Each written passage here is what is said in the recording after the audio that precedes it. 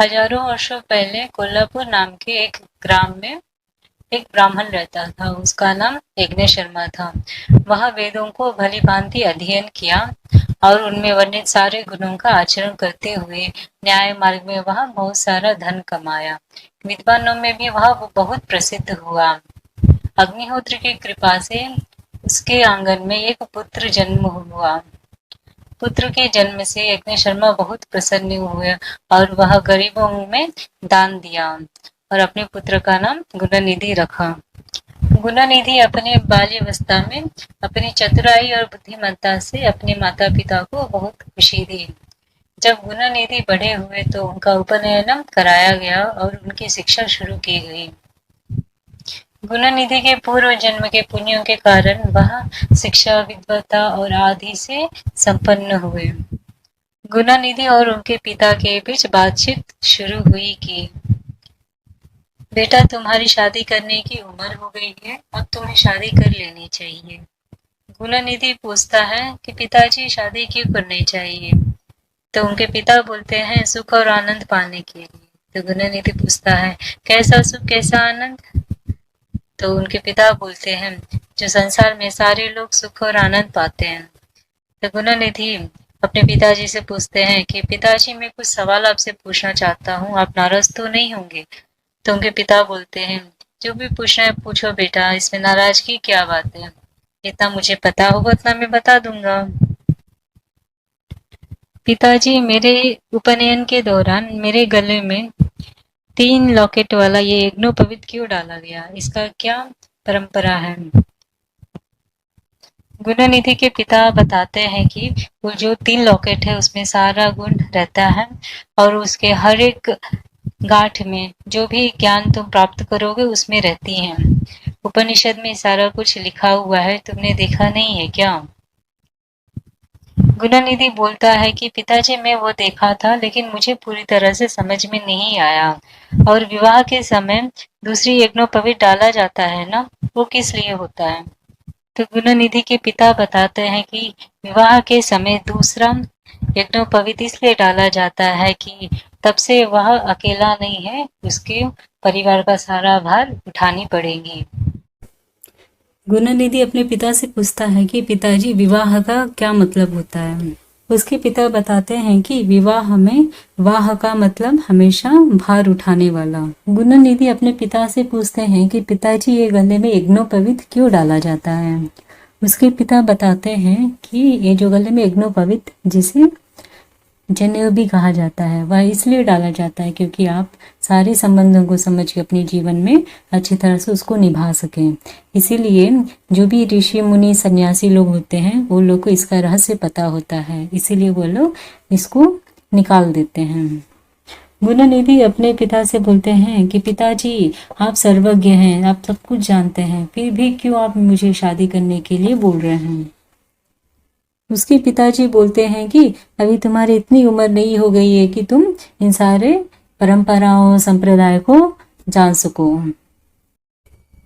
गृहस्थ होकर संतान का सुख प्राप्त करने के बाद ही आश्रम जाकर सारे संप्रदायों का जानना ही संसार का रीति होता है। गुणनिधि अपने पिता से बोलता है कि पिताजी, कोई भी काम करने से पहले उसका कारण जानना जरूरी होता है ना। यज्ञोपवीत शरीर के बोझ से छुटकारा पाने के लिए होता है, लेकिन ये मुझे बहुत बड़ा बोझ लगता है और आप जो है कि दूसरा बोझ भी सहन करने के लिए बोल रहे हैं। पिताजी, आप मुझे अच्छा रास्ता ना दिखा के कांटों वाला रास्ता क्यों दिखाना चाह रहे हैं? यज्ञ शर्मा गुणनिधि से बोलते हैं कि सुनो बेटा, अब ऐसी बातें मत करो। गृहस्थ आश्रम चुनना सबसे महत्वपूर्ण होता है, क्योंकि सुबह नहाने के बाद जनेऊ धारण करके वेदों को पढ़ते समय अगर कोई भूखा व्यक्ति आपके दरवाजे के सामने आता है तो उस घर के जो भी गृहस्थ होता है, क्या वो सामान्य होता है? पृथ्वी पर गृहस्थ की शीतलता, अच्छाई के कारण ही साधु, सन्यासी और भी सारे लोग जो है कि सुरक्षित रहते हैं। इसलिए गृहस्थ जो है सबसे श्रेष्ठ होते हैं। अगर कोई व्यक्ति घर पे भोजन मांगने आता है तो उसको जो है कि अच्छे से भोजन दान देना चाहिए। इससे जो पुण्य मिलता है ना, अगर आप करोड़ों यज्ञ करेंगे तब भी उतना पुण्य नहीं मिल पाएगा। गुणानिधि अपने पिता से बोलता है कि पिताजी, मैं गृहस्थ बनकर दुख के जाल में नहीं फंसना चाहता हूँ। जो व्यक्ति विवाह के बंधन से बंधता है, उसको पैसे की लालच होना तय है, क्योंकि अकेले पेट भरना आसान होता है, लेकिन जब परिवार बड़ा हो जाता है तो उन्हें सहारा देने के लिए कठिनाइयों का सामना करना डरावना होता है। अपनी पत्नी के मोह से मूर्ख होकर उसे यह एहसास नहीं होता है कि वह जोंक की तरह उसे चूस रही है, और भ्रम में रहता है कि यह वही आनंद है जो सबसे श्रेष्ठ होता है। पुरुषों को माया में डालने के लिए ही ब्रह्मा ने यह विवाह लाया है। इसमें थोड़ा सा भी सुख नहीं है पिताजी। आपका पुत्र इतना बुद्धिमान है, जानते हुए भी आप मुझे अच्छा मार्ग ना दिखाकर नरक के कुंड में क्यों गिरा रहे हैं। मैं शादी नहीं करूंगा, कृपया मुझे जाने दीजिए। पुत्र के ये बातें सुनते ही यज्ञ शर्मा का शरीर कांप उठा। दुख के कारण आंखों से आंसू बहने लगे। गुरुनिधि अपने पिता के आंसुओं को देखकर यह कहता है कि पिताजी, आप मोह मत करिए। मोह में बहुत शक्ति रहती है, यह ऋषियों को भी वश में कर सकता है। जो मनुष्य अपने काम में निम्न रहते हैं, उन्हें इस बात का एहसास भी नहीं होता है कि लगातार होने वाले सूर्योदय और सूर्यास्त से उनकी जीवन अवधि में कमी हो रही है। भले ही बहुत से लोग पैदा होते हैं और अपनी आंखों के सामने खतरों का सामना करते हैं, फिर भी वो डर को नहीं जानते हैं, क्योंकि सारी दुनिया ऐसी ही है। वह वासना की शराब पीता है और उसे पता चलता है कि दुनिया पागल हो गई है। यही जादू है, इस पर काबू पाना बहुत मुश्किल है। आप शांत रहें, मुझे सन्यासी बनने की अनुमति दीजिए, वह बोला और चला गया।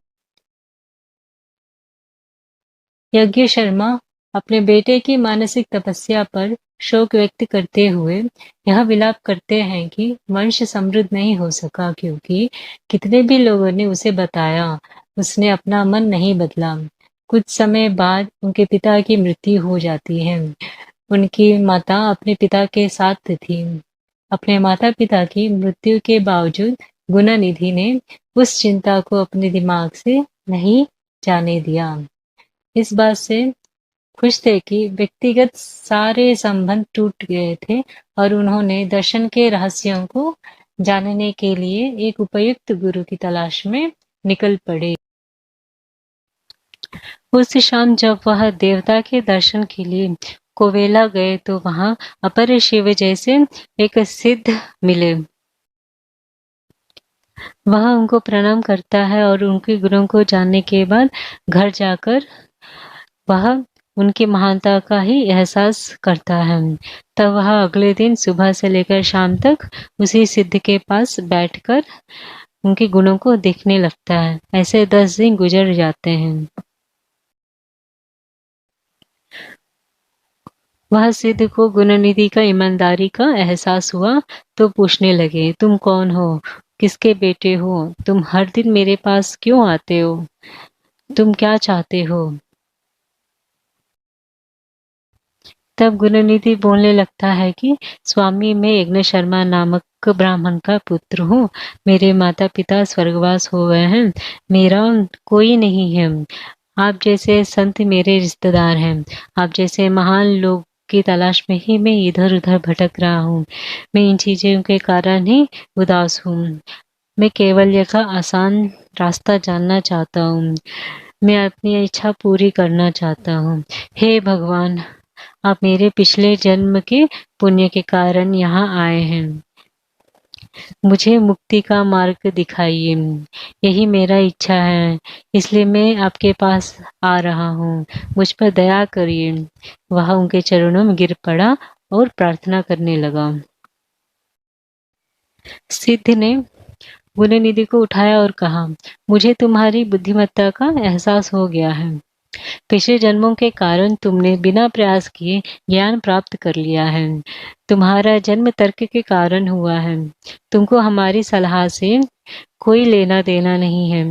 तुम पहले से ही मानसिक रूप से तपस्वी हो, अब शारीरिक रूप से संन्यास ले लो। तुम्हारी वजह से कुछ प्राचीन कहानियों को दुनिया में प्रकाश में लाना होगा। इसलिए एक सहायक लो और काशी नगर जाओ। वहां तुमको महान मुनियों का साथ मिलेगा, तुमको मुक्ति और संतुष्टि मिलेगी।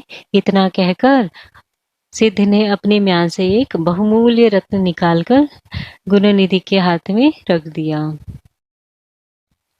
यदि तुम अपने सामने मणि की पूजा करते हुए अपनी आंखों को बंद करके ध्यान करोगे तो तुम अतीत की सभी कहानियों को विस्तार रूप से जान लोगे। इसे शालिग्राम की तरह पूजा करना। यह मणि तुमको मिली है, इसलिए तुम यहाँ से मणि सिद्ध के नाम से जाने जाओगे। तो फिर घर जाओ। यह बोलकर सिद्ध कहीं चले गए।